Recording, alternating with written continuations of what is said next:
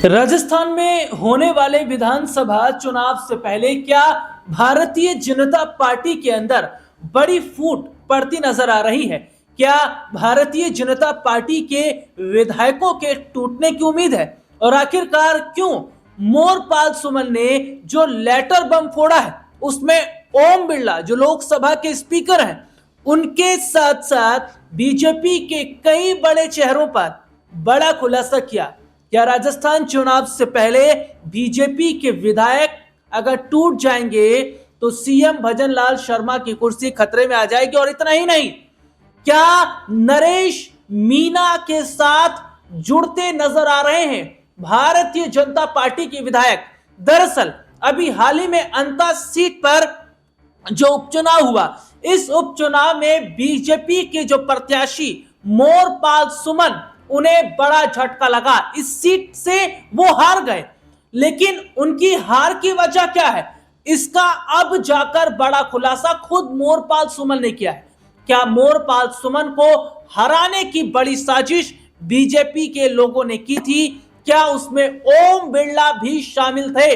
दरअसल मोरपाल सुमन जो भाजपा की तरफ से उम्मीदवार थे, और देखिए इसका बड़ा कनेक्शन कैसे निकलकर सामने आ रहा है, क्योंकि मोरपाल सुमन को किसने खड़ा किया था? वसुंधरा राजे ने। और वसुंधरा राजे जो है वो राजस्थान में होने वाले विधानसभा चुनाव से पहले खुद को सीएम कुर्सी के तौर पर देख रही हैं, मुख्यमंत्री की कुर्सी पर देख रही हैं। तो ऐसे में यहां मोरपाल सुमन को हराकर वसुंधरा राजे को रोकने की एक कोशिश की गई। मोरपाल सुमन ने जो लेटर बम फोड़ा है उसके बाद उन्हें कारण बताओ नोटिस में जारी किया गया। दरअसल मोरपाल सुमन ने क्या कहा? मोरपाल सुमन ने कहा कि बीजेपी के अपने ही जो लोग थे उन्होंने हमें हराया है। इतना ही नहीं, कांग्रेस के जो प्रत्याशी थे प्रमोद जैन भाया, उनको सपोर्ट किया गया, उन्हें समर्थन किया गया और पैसे तक दिए गए कि जो वोट है वो प्रमोद जैन भाया को दिए जाए। इस तरीके के आरोप जो लगाए हैं वे मोरपाल सुमन ने लगाए हैं। तो यहां यह देखा जा रहा है कि क्या मोरपाल सुमन ने जिस तरीके से यहां बीजेपी के बड़े नेताओं पर जो बड़े संगीन आरोप लगाए हैं, ये भी तब जब वसुंधरा राजे और भजन लाल शर्मा दोनों के बीच इस वक्त अगर कहा जाए तो टक्कर देखने को मिल रही है, क्योंकि वसुंधरा राजे आगामी समय में खुद को मुख्यमंत्री की कुर्सी पर देख रही है। तो वहीं हाल ही में देखने को यह मिला था कि भजन लाल शर्मा के सामने जो बीजेपी के ही लोग थे वो दिया कुमारी को आगामी सीएम बता रहे थे। यानी कि सीएम जो कुर्सी की लड़ाई है वो राजस्थान के अंदर जिस तरीके से नजर आ रही है ये साफ तौर पर बताता। और देखिए एक बड़ी खबर मैं अपने दर्शकों को यहां पर बताऊंगा कि किस तरीके से जो नरेश मीना है, देखिए मैं नरेश मीना का इसलिए जिक्र करना चाहूंगा, देखिए थप्पड़ कांड के बाद ये चर्चाओं में आए और जिस तरीके से नरेश मीना ने जो है सीधे तौर पर कहा कि भारतीय जनता पार्टी के अंदर जो लेटर बम इस वक्त फूटा हुआ है इस पर सरकार ध्यान दे, क्योंकि बीजेपी टूटने वाली है, भारतीय जनता पार्टी में बड़ी फूट पड़ने वाली है। और यहां देखा जा रहा है कि नरेश मीना इसका पूरा फायदा उठा रहे हैं। वो कैसे? राजस्थान के विधानसभा चुनाव से पहले एक तीसरे मोर्चे की बात हो रही है, और ये जो तीसरा मोर्चा है ना, ये तीसरा मोर्चा नरेश मीना को आगे रखकर बनाया जा रहा है। क्योंकि देखिए अंता में जब चुनाव हुआ तो ऐसा नहीं है कि नरेश मीना को बड़ा झटका लगा, नरेश मीना को वोट मिले हैं और मीना समुदाय के जो लोग हैं उन्होंने नरेश मीना पर भरोसा जताया।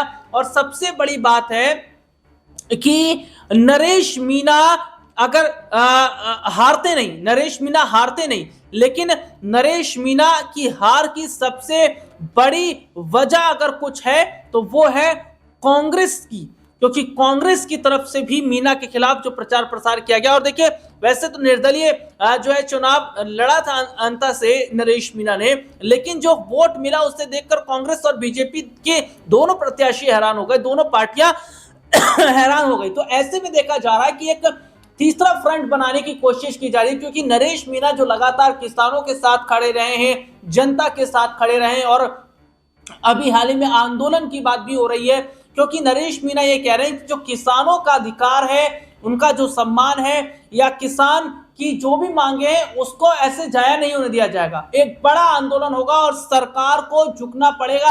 अभी हाल ही में हमने क्या देखा कि प्रधानमंत्री नरेंद्र मोदी और अमेरिका के राष्ट्रपति डोनाल्ड ट्रंप, इनके बीच एक बड़ी डील हुई है। इस डील से कहा जा रहा है कि किसानों को बहुत बड़ा नुकसान होगा, जो कि विपक्ष इस बात को संसद में उठा भी रहा है। और ऐसे में नरेश मीणा ने इसी मामले पर भजन लाल सरकार को घेरा है और सीधे तौर पर यहां पर देखा जा रहा है कि जो मुश्किलें हैं वे इस वक्त बढ़ती नजर आ रही हैं।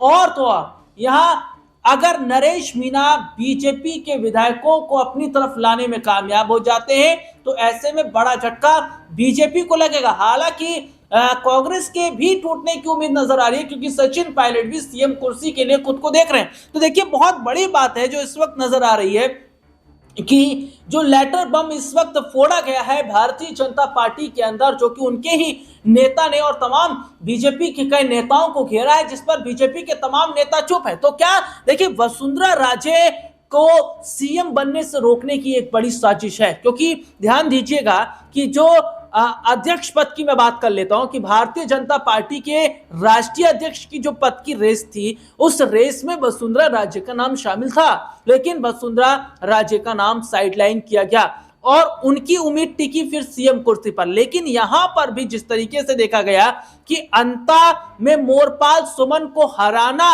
ही वसुंधरा को हराना था, यानी कि यह था कि अगर वसुंधरा को हराना है तो अंता से मोरपाल को हराना पड़ेगा, जो कि मोरपाल सुमन ने कहा भी कि बीजेपी के अपने ही लोग थे जो ये कोशिश कर रहे थे कि उन्हें हराया जाए, बकायदा पैसे भी दिए गए थे कि बीजेपी को वोट ना करे। तो इस तरीके की तमाम जो प्रक्रिया है वो नजर आई है। और जो लेटर लिखा गया है जिसमें स्पीकर ओम बिरला और तमाम बड़े जो लोग हैं उन पर, तो क्या बीजेपी चाहती है वसुंधरा का पत्ता काटना? क्या बीजेपी चाहती है वसुंधरा को साइडलाइन करना? और इसीलिए क्या मोरपाल सुमन जैसे छोटे प्यादों से शुरुआत की गई? तो देखिए, बड़ी स्थिति इस वक्त बन रही है कि ऐसा ना हो कि राजस्थान चुनाव से पहले जो विधायक हैं वो ही टूट जाए, क्योंकि वसुंधरा राजे एक पार्टी की सीनियर लीडर हैं और जिस तरीके से वो राजस्थान की पूर्व सीएम भी रह चुकी हैं और विधायकों पर भी उनका दबदबा माना जाता है। और तो और ये तक भी देखने को मिला है कि जिस तरीके से वसुंधरा राजे ने अपने सामने ये नारे लगवाए थे, नई सीएम कैसी हो, उसी दौरान पता चल गया था कि वसुंधरा राजे की नजर सीएम कुर्सी पर है। उसके बाद में देखने को मिला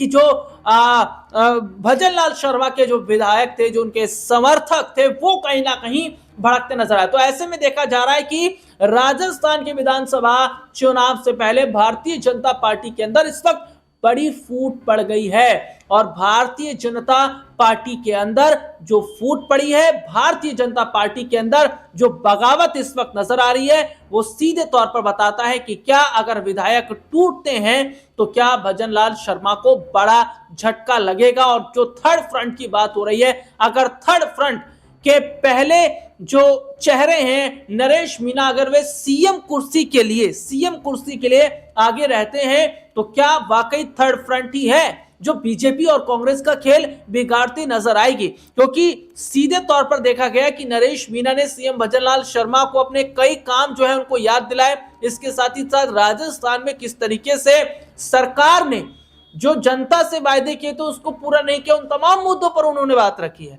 तो नरेश मीणा इस वक्त बीजेपी के विधायकों को तोड़ने का काम कर रहे हैं। अब देखना होगा कि क्या सीएम कुर्सी अगर नहीं मिलती है वसुंधरा को तो क्या वे खुद विधायकों संग मीणा साथ हाथ मिला सकती हैं और क्या तीसरे मोर्चे से जो है वो एक नई शुरुआत वसुंधरा कर सकती हैं।